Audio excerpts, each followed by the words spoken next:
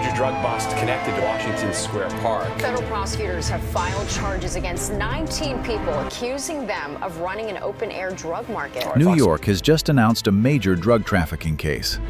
19 people have been charged with conspiring to distribute millions of doses of fentanyl and crack cocaine in Washington Square Park. The case involves 2 overdose victims, ages 18 and 43, who died as a result. Today, the New York Division of the Drug Enforcement Administration, DEA, Special Agent in Charge Frank A. Tarantino III, U.S. Attorney for the Southern District of New York Jay Clayton, and NYPD Commissioner Jessica S. Tisch announced charges against Malik Lugg, known as Scarface or Scar, a member of the Mac Baller subset of the Bloods gang, along with 18 additional defendants. They were involved in a conspiracy to distribute opioids, including fentanyl, fentanyl analogs, heroin, and crack cocaine in and around Washington Square Park. These individuals operated an open-air drug market that ran around the clock in the heart of Greenwich Village.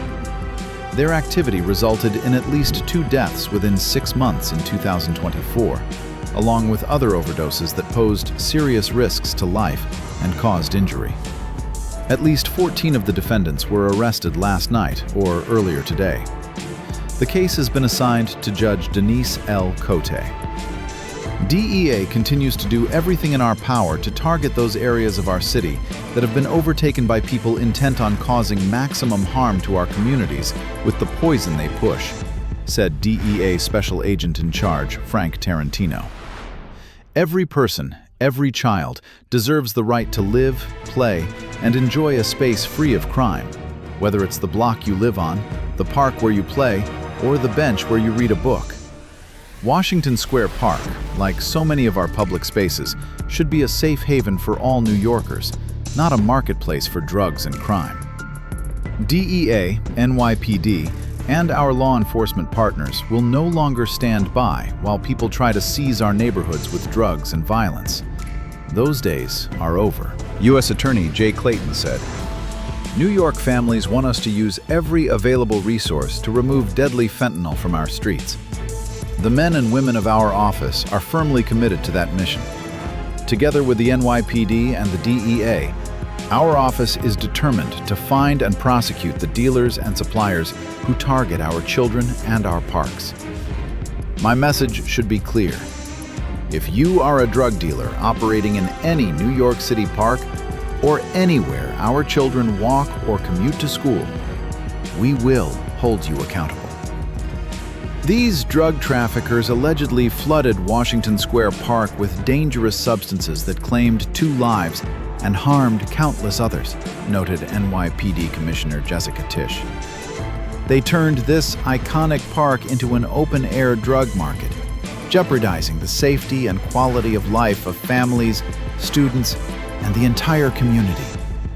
Thanks to the incredible work of NYPD detectives, we are taking back Washington Square Park today and restoring a sense of safety and order. I want to thank our partners at the DEA and the U.S. Attorney's Office for this joint effort. Fentanyl is the leading driver of fatal overdoses nationwide and in New York City. From 2020 to 2023 alone, more than 10,000 people in New York City died from drug poisonings. Fentanyl, a synthetic opioid 50 times stronger than heroin, was involved in roughly 80% of those cases, causing more than 8,000 deaths. Washington Square Park has become an epicenter of the crisis, with NYPD and medical personnel responding to more than 65 apparent overdose calls in the park and the surrounding area between 6th Avenue, Bleecker Street, and 14th Street since 2021.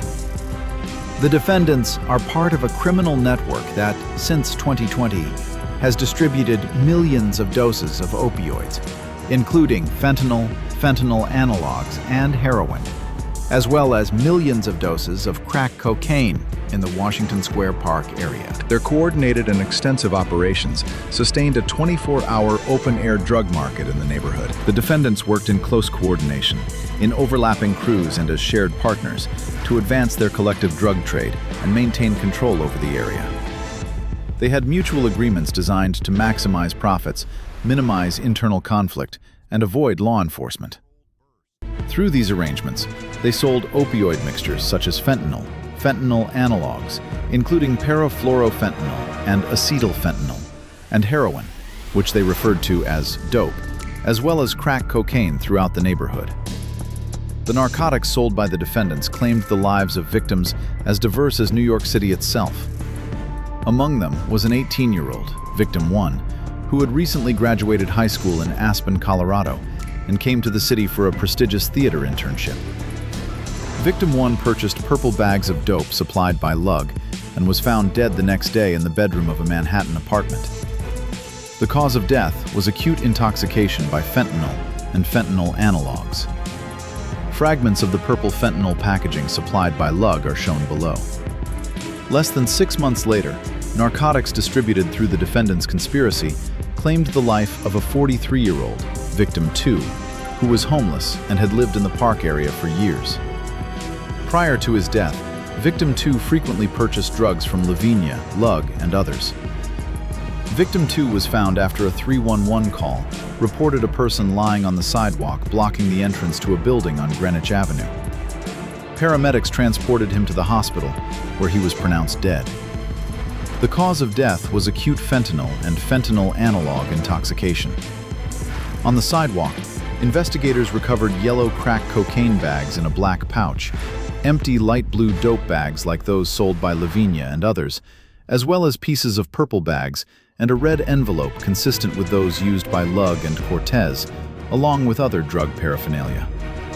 Images of the materials are shown below. Beyond the fatalities, the defendants' drug trafficking caused numerous additional overdoses, many of which posed life-threatening risks and resulted in injury. The defendants were aware that their narcotics were causing overdoses, yet they continued selling in the area.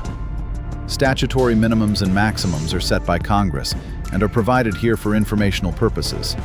The sentence will be determined by the judge. The case is being handled by the office's Narcotics Unit. Assistant U.S. Attorneys Adam Margulis, Remy Grossbard, and Lauren Phillips are prosecuting the case. The charges contained in the indictment are merely allegations, and the defendants are presumed innocent unless and until proven guilty. This entire operation is connected to Venezuelan cartels, including Tren de Aragua, which supply fentanyl through international trafficking networks, and the events described occurred today, November 25,